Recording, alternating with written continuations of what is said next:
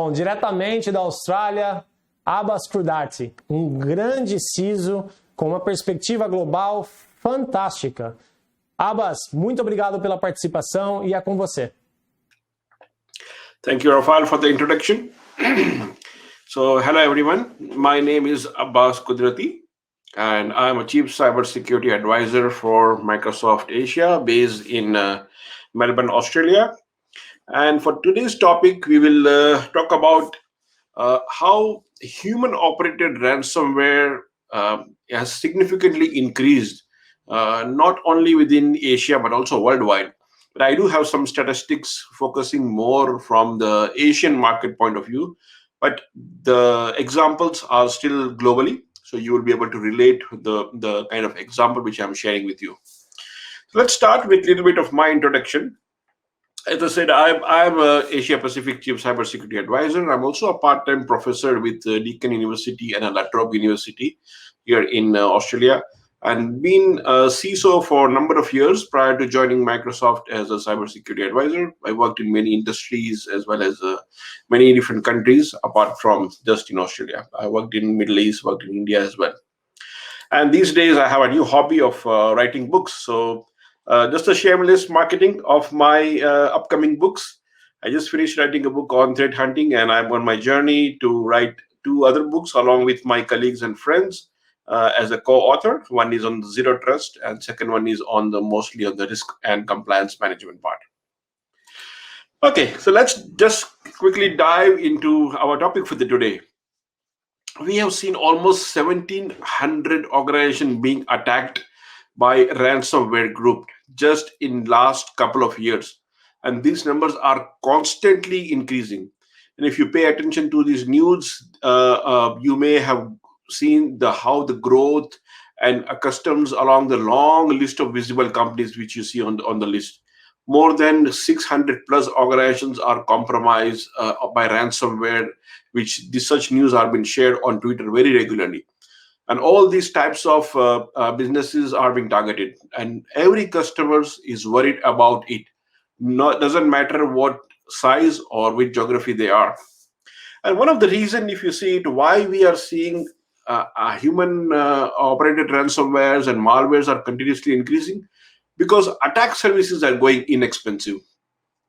Some of the statistics which I'm sharing here today, if you look at it, the most expensive is a 0-day attack, which costs you approximately $350,000, with the range of $5,000 to $350,000 USD. The higher the value, the bigger the issue is, especially the unpatched vulnerabilities what we see in a market. And if you look at it, some of the other ranges with just nominal cost of $100 a day or $327 a week, you can get a DDoS attack. And this list are endless, starting from DDoS attack to proxy, the ransomware, $66 upfront payment, or 30% of profit sharing model. It is a kind of economy in itself, where they have a proper SLA, where the one team provides you with all the payloads and a ransomware kit. Once they are successful, they can handhold and give the command and control to the second party or a third party, who will take care of further attacking and exfiltrating into your network. And there will be another company or another set of people or the adversaries who will get involved in getting the data out, and a fourth party or the fifth party get involved, who are good in selling those data in the dark web. So it's a proper business model the way they are operating. Some other example including spear phishing, range from $100 to $1,000 to compromise account, which could you can get it at a hold of $150 as low as that. But the impact what we see because of this ransomware, just some examples from Asia Pacific. We have seen attacks in Singapore, Vietnam, Thailand, Philippines. We're getting a lot of such news every day into newspaper. On an average, $3.6 million Singapore dollar, which is also equal to Australian dollar, is an average cost of data breach within Asia in 2019, We have somewhat similar number in Australia. It's almost $2 million according to the IBM research. And if you look at some more example in terms of how banking-related phishing scams are increasing, almost 2,500% in the first half within 2020. Again, numbers are from Singapore, but you can relate it across the world as well. We also saw more than 180 investigations over the various scam, which has involved almost 1.5 million Singapore dollar. And some of the industry, as you see, e-commerce, social media, loan, all these kinds of scam we see and continuously we are seeing in this part of the world. Furthermore, Southeast Asia, it becomes a hotbed for phishing attacks. And I have another number or research to support you with that in terms of ransomware. Within Asia Pacific, this comes from our security intelligence report, where we saw that Vietnam, Indonesia, and India are among the top highest encounter rate of ransomware. And in terms of the lowest encounter, you've seen it in Japan, New Zealand, and Australia among the lowest one. Okay, next, moving on. Because of all these attacks are paying off, the ransomware, and especially the human operated ransomware, are becoming more and more profitable. And we have seen one example earlier this year, where Ryuk ransomware Bitcoin wallet pointed to 150 million operations. It is a significant number. So in the next phase of my presentation, we will dig down in terms of how the whole ransomware model started. So if you look at it, let me just clear the slides together so we can go the whole picture together. So human operated ransomware. Human operated ransomware are a bit more painful, especially when it is driving the business case to address the long-standing security, hygiene, and maintenance issue. Ransomware have been existed for a number of years, and they have been existed from the small pockets before since long time. And the business model didn't take off in that scale the way they used to operate. So the traditional ransomware back in 2013, we've seen the introduction of crypto lockers, which then surged more of an opportunistic for these attackers, because they used to target a single device or a single way of monetizing how the cybercrime used to be, using the crypto locker kind of a thing. Then came the time where we saw WannaCry and Notsopetya. They fused a large-scale compromise technique where they started now encryption payload. And after that, they started demanding the ransom for the payment in exchange of the decryption key. That's where the name came as a ransomware rather than a malware. It is ransomware. And this fusion model then inspired the new generation of a human-operated ransomware, especially what we saw around the June 2019 and onwards. Now, what happened in that case? In this particular business model, the adversaries and the attacker have started using more of a hands-on keyboard kind of a technique. Now, what we noticed during the Notsopetya time, where those ransomware more use themselves as a kind of a smoke screen to hide all the destructive intent what they had in behind that.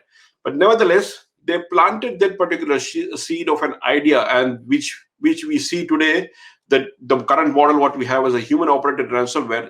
It started from the time of WannaCry and Notsopetya. That was the main foundation element in that case.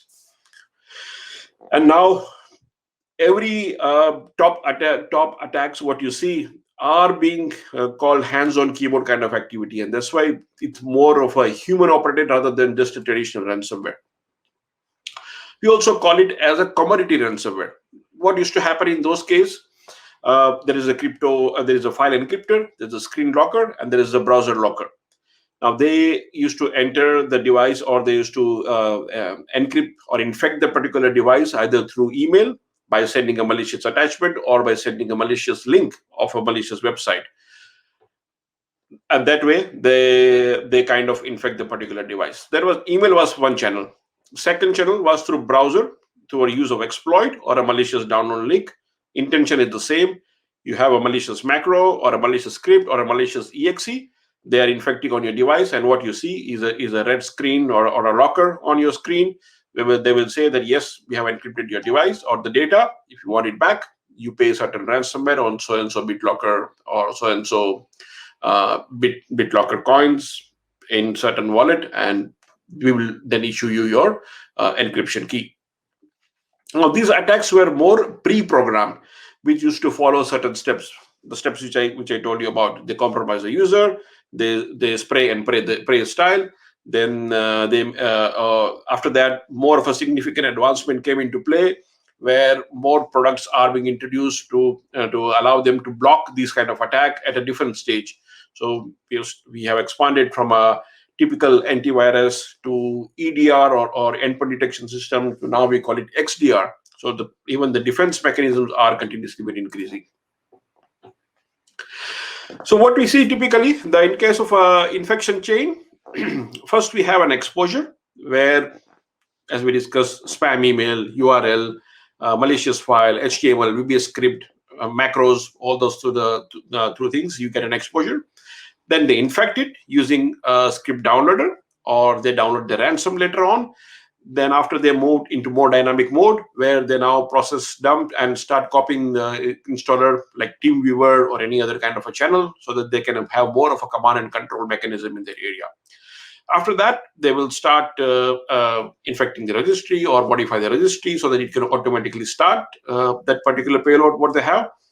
And they will inject the malicious code, and maybe they rename the process and restart the whole initialization. The typical example what we saw during the SolarWinds case.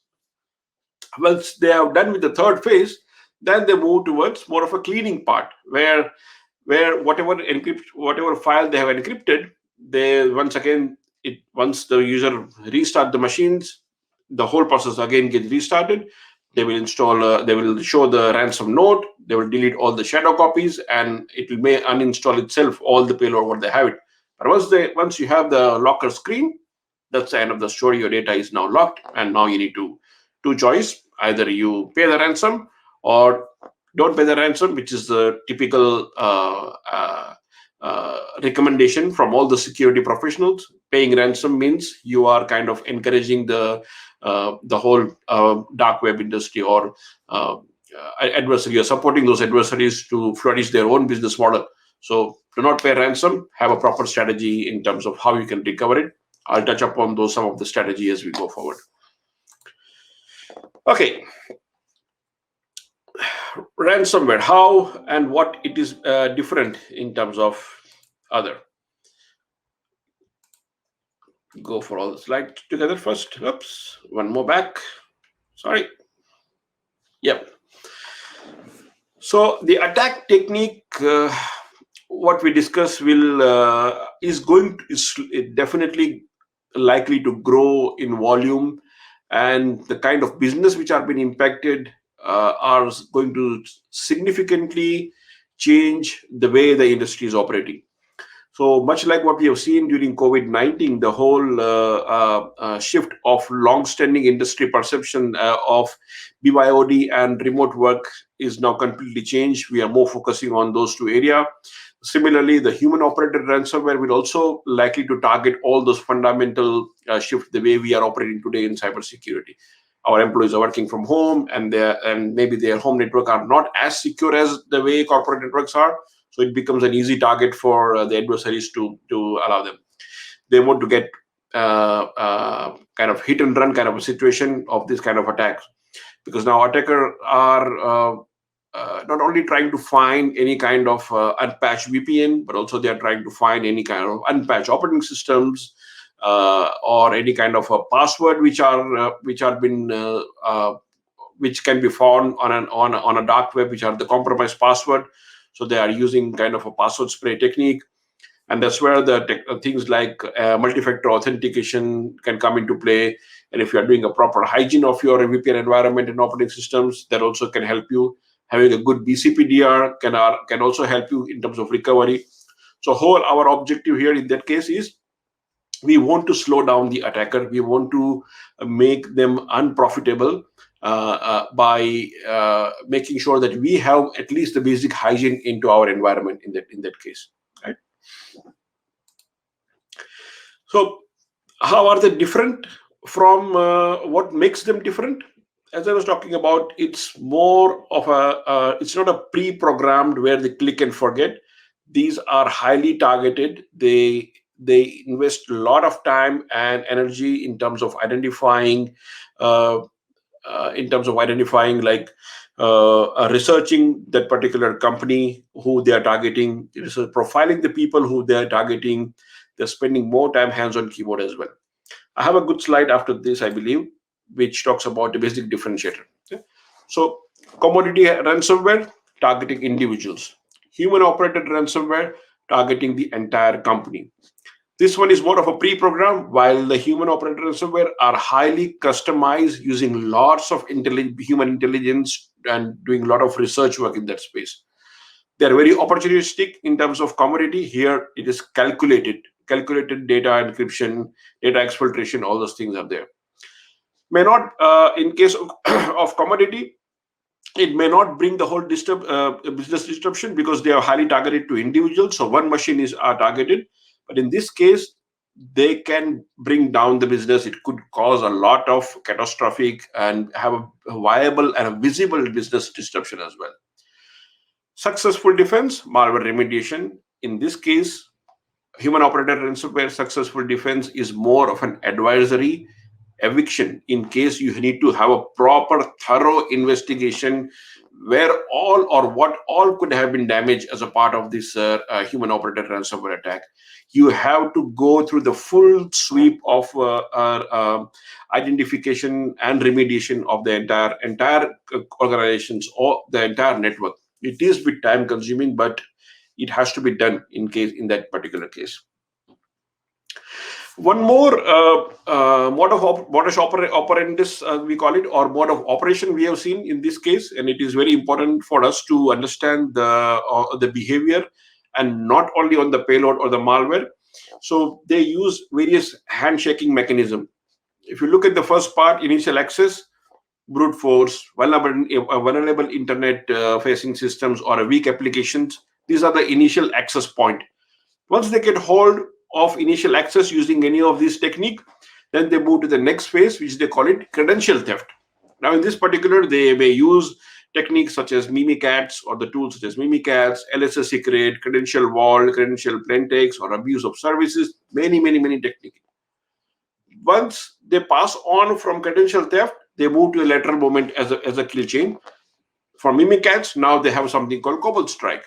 From there, for the persistent, they try to create a new account. They make a change in your GPO, which is they use shadow IT tools. They even schedule some of the tasks for automated process and service, and they register some of the services. Once the persistency is established, then they use various payloads such as Robinhood, Maz, Ponyfinal, Wallet Loader, Reveal, and Networker. You may have heard this name very recently in many of the attack what we have seen going around, especially human operated ransomware attacks what we're going around. So let's look at the pattern. We saw the approach. Now pattern, 3 ways to do it. Let me run through the slide. First option, entering the environment. We talked about earlier, email, credential, browser, whatnot they use is RDP access, SSH server, and whatnot. So once they enter it, now they try to gain the access to the organization. What they do once they enter the environment, credential theft. They try to find the credentials where they can elevate themselves as an admin privilege, and they'll start installing the malware. Once these 2 things are done, now they want to gain advantage of the administrator privilege they have created. So that's the main objective. They will execute their objective either by taking the data out, encrypting the data, and asking for the demand. Now they try to make money using 3 different ways in this particular case. First, once they encrypt the data, they will ask the money from you as a ransom. Pay us, and only then we'll give you the decryption key.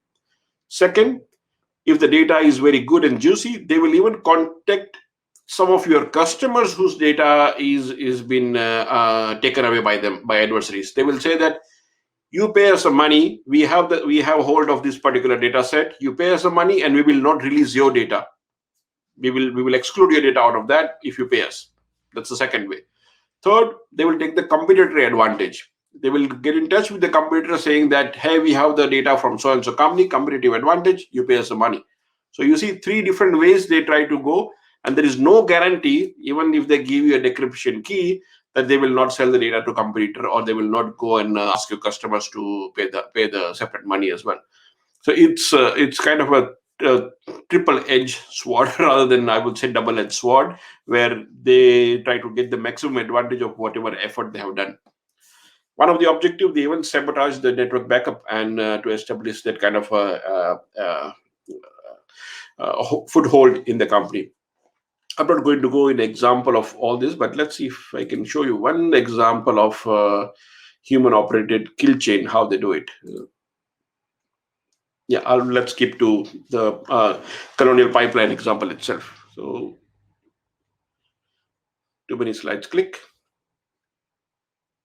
Okay, so this was, you might have heard this Colonial Pipeline incident where during the May 2021, 10th of May, they decided to pay the ransom. So on 6th May, malicious actor had launched the attack and stealing the data and blocking the computers and requesting the ransom. On 7th May, Colonial Pipeline paid the ransom to them. 8th, they publicly announced it, and the rest of the story you already know. But now let's look at how the whole DarkSide Ransomware worked. Now you'll be surprised to see the familiarity between my last slide. So here you go. From high level, DarkSide actors first leverage the initial compromise stage, where they gain access to the device. They masqueraded themselves as a legitimate users, so they can install the malicious code on the compromised endpoint. Then they escalated privilege to gain access to the sensitive information. And finally, they encrypted the business critical process. They requested the ransom by showing them a proof of life, all the exploited data, and decrypted everything only after the target pays them. After the target is paid them, then only they gave the decryption key to them. So what they did, they targeted 2 things in this particular case. First, they use a brute force attack, and with the phishing link. Once they got hold of using that brute force attack, they sent even the phishing emails, and in that email they had a malicious Google Drive link which contained the link loader in that, and they also sent a Dropbox link with a zip archive which had a backdoor in that. So once particular user have clicked on that, once it is downloaded, they started gaining what you call it command and control access to the infrastructure. Then they installed the team viewer in that, so they can have a persistent access to that. And using that backdoor, they started now doing the key logging. They started taking the screenshot and started executing the .NET command. After they, once they had foothold within the environment, their whole objective was later on to same 3 objectives: encrypting the data, exploiting the data, and demand the money. They even sabotaged their backup and recovery plan. They use vulnerable net logon remote protocol NRPC so that they can run applications on a network device. Remember the Mimikat example I showed you? They use Mimikats for credential harvesting, and from the application they even use LSAS and memory dump and memory file containing all the domain and local users and the password in that case. And rest of the story you already know. In terms of how we can reduce the attack surface, just some example, but I'm not going to go into detail in the whole process. But if you look at the MITRE attack kill chain, what we say is what can help you at all the stages, from initial access to getting into the environment to executive objective, labs, local account password security, multi-factor authentication, RDP, lockout policies. They really help you from the initial access point of view.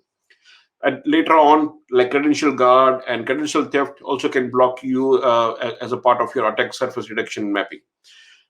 From the lateral movement, you can block the ASR at stage number 4, which talks about using RDP and WMI and process execution. Or at stage number 5, where the tempering of AV comes into play, you can you have a temper protection feature in operating systems such as Windows 10 and 11, which can be used. And later on, for ransomware payload and all, you can have a good EDR, folder level security, and a monitoring part also comes very handy, especially for reduction there. We do have further guidance in terms of what you can do it. For example, let me see if I can show you one such example as a mitigation project of a human operated ransomware. So going back to the same 3 pillar, entering the environment, traverse and spread, and execute the objective. Let's look at one such example. Okay, we're not going to go in detail all of them. However, if you're really interested in looking at all the example as a checklist, you need to follow the link called aka.ms/human operated ransomware. On this particular URL, you'll be able to download this checklist of how to mitigate against each of the stage.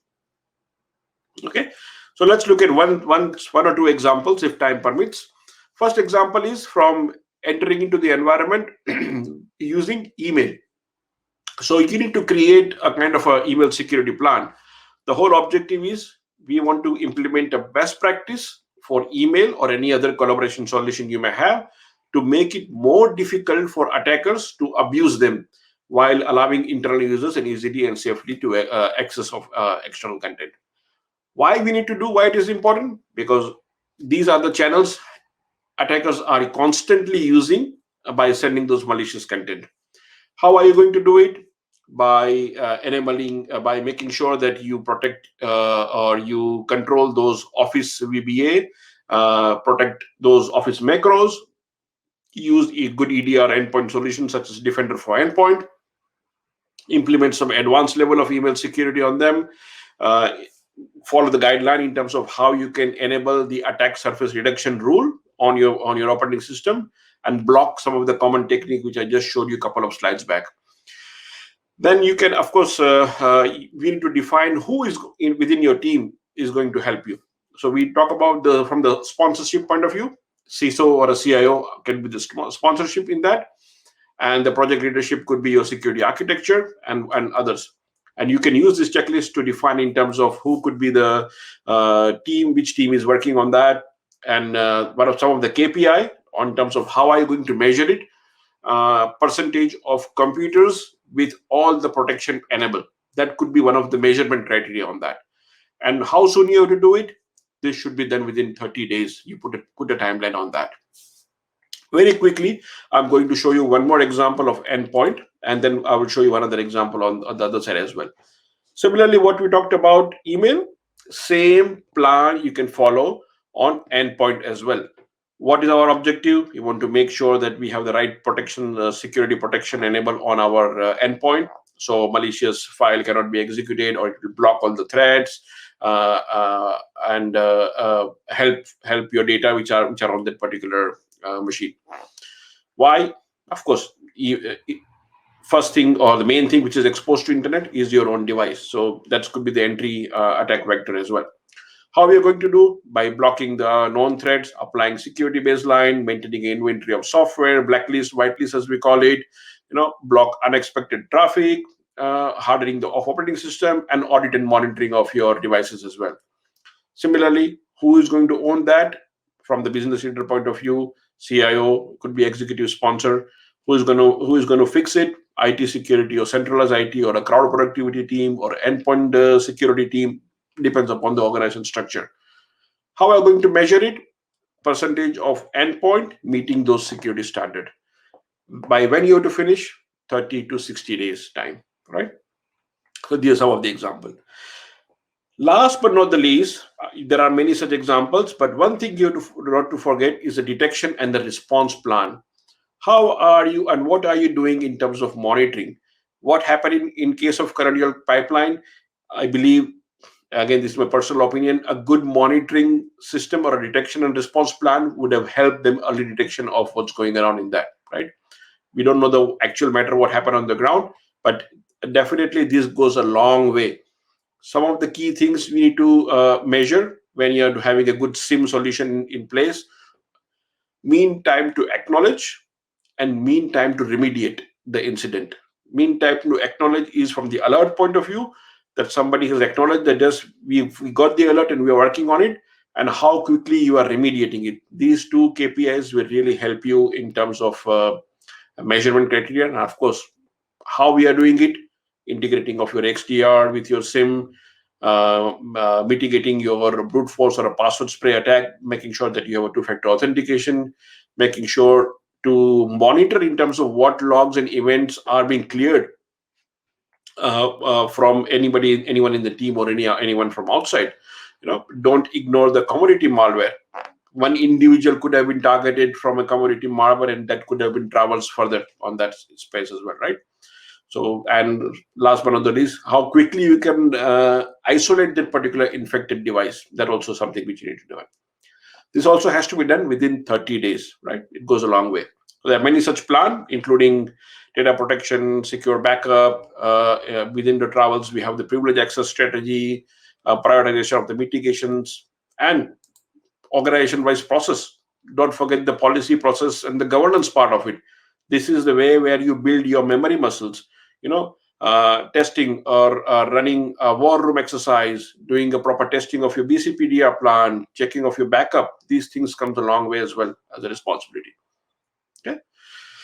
So that is what I have in terms of Human Operated Ransomware sharing session. I'm happy to take any questions if you have any. Otherwise, I'll hand it over back to our organizer to discuss anything further required for this particular session. Thank you for your time, and over to you.